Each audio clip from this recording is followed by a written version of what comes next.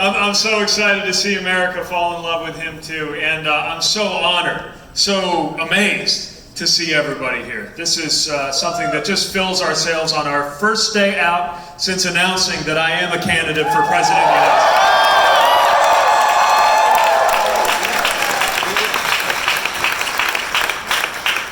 You know, it is amazing what happens when you go from being regarded as adorable to being regarded as plausible in just a matter of days. When we started out, we were just trying to persuade people that we deserve to have a place, someplace in this conversation about where the country is headed. And what we've come to see over time is that people get it much more than we could have hoped. People get why it makes sense to have a voice from outside of Washington who could try to make Washington work more like our best-run cities and towns instead of the other way around.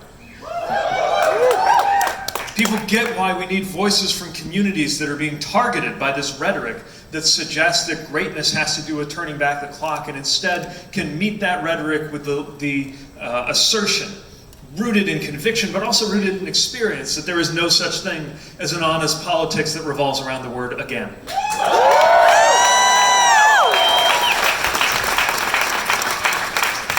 People understand the virtue of a new generation, a generation that has so much on the line in the future of this planet, this economy, this society, and this democracy, that this generation must now put forward leadership at the highest levels in our nation's politics and society. As we've been traveling coast to coast, I've been thrilled to see that that message is resonating, that people understand that ideas like freedom and security, and for that matter, ideas like faith and family don't belong to one political party, they belong to all of us.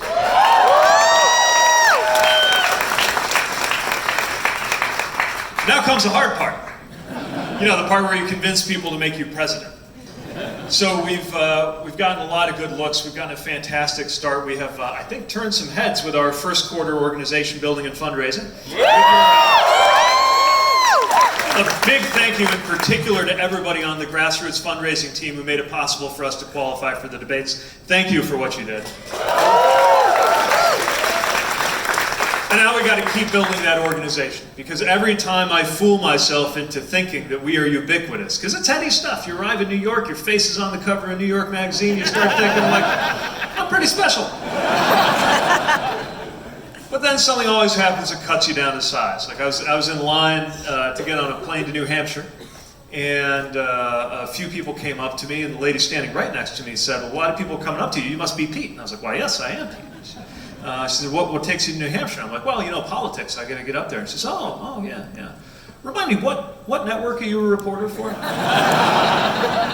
every time that happens, I'm reminded that as much as we understand, and I'm almost literally preaching to the choir, as much as we understand what's at stake, as much as we understand the dynamic of 2020, and what this means for our country and for our generation, there are a lot of folks who haven't tuned in yet. That's just how it works. They got other things on their minds. And so I am absolutely counting on the grassroots energy of folks in this room, literally 1,000 strong. How about that? Counting on the folks here to get everybody else involved who you think shares these values, shares this vision, can benefit from a better way. And I know that I can turn to you for that kind of support, not just the next time we get to come out here to Brooklyn, but every single step in the way. So thank you in advance for everything we're going to ask you to do.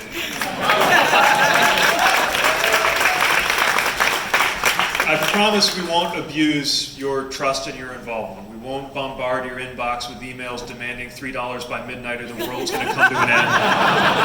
We may need $3 every once in a while, but we're going to respect you when we do that. But we are counting on you to spread the word and help make it happen.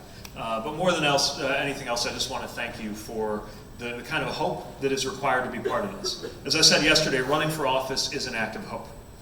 You don't do it unless you believe that the pulleys and levers of American government can be used, or if necessary, totally reconfigured in order to make our lives better at the most everyday level.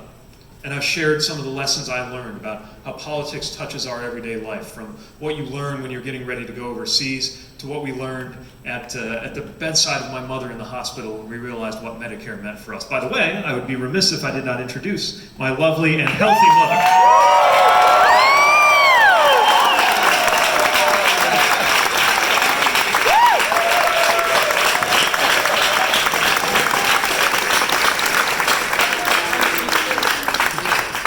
Someone buy her a drink, they say it's good for your cardiac health. But that's what this is about, the hope that it's worth getting involved because it'll make our everyday lives better. And what gives me such hope, even at this, let's face it, bleak time, this is not optimism based in naivete. This is optimism because we can't afford not to be. We don't have the luxury of pessimism. But that's also informed by reality. Because at the beginning of this decade, for me, I knew as a fact that I could either be out or I could serve in the military, but I couldn't do both. That I could either be out or I could seek high political office, but I could not do both. And you just saw a top-tier presidential candidate introduced by his loving husband.